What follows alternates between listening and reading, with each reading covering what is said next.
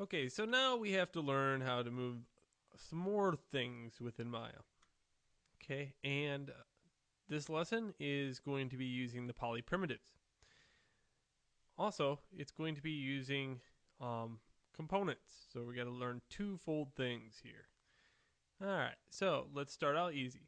Grab a box, and you can see that I have to turn off my interactive creation. So when I click the box, it actually appears. And then I'm going to go to the scale and scale it up for the video.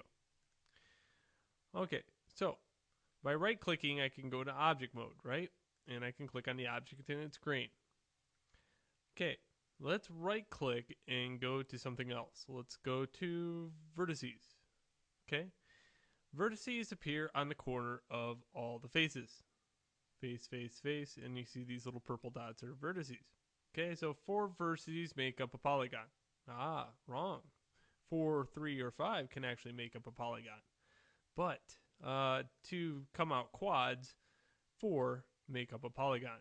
We will not be covering the other forms of geometry, except for maybe triangles, just to kind of show you the goods and bads of them.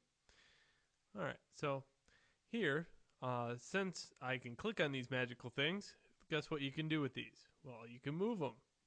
You can move them. Can you scale them? No, because they are actually already to scale.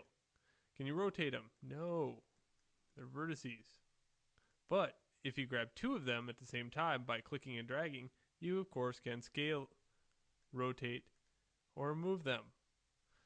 So a single vertice has no mass to speak of as far as scaling, but when combined with its brother, you can then scale them. Scale them from the center, scale them from the outside. You can't scale them this way. Ah, but you can. Okay, let me show you something. Let's go to the move tool and move a whole bunch of these out of the way. Let's move this one down, move this one up, move this one up, move this one down. Okay, just create chaos. And hit 6 on the keyboard. You see this mass. Okay, and you can rotate around it and it looks stupid, but it's effective for the lesson. Okay, so grab the scale tool, however, and click and drag out. Scale this way, and you'll find that you can flatten the object back out. Very neat, huh? And you can get pretty close. And you got to use, your other views, of course, to actually get it as close as possible. Depending if you moved it in any of the other views, you have to scale also in those. Okay, so that's how you flatten out an object. And those are vertices. Okay, so same goes for anything. If you make a ball, clicking the ball is inside the box, we're going to have to move the box over to get to the ball. And we scale that up.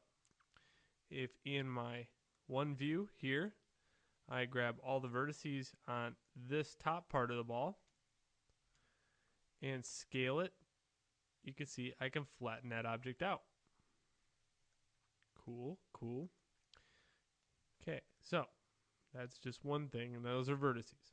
Now let's get back the box. Let's bring the box back to the stage. And also, we have edges. Same thing. Just now, 2 vertices make up an edge. So if you want to highlight more than one edge, you can, of course, do this.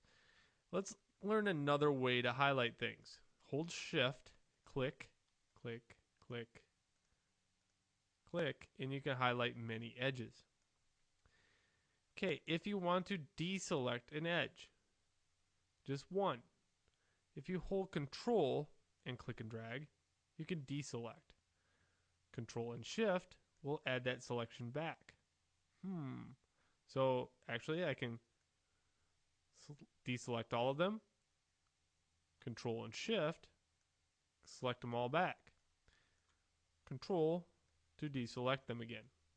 Okay, so sometimes it's faster to do that. Like, so let's say I grab all the vertices here, and I want to hold control to deselect the top 2. Ooh, that's a lot of stuff. Okay, so now also we have faces. Faces can be moved, rotated, and scaled. Same as anything else. All right, so in the next little movie, I'll show you a little bit more about this form of manipulation on components.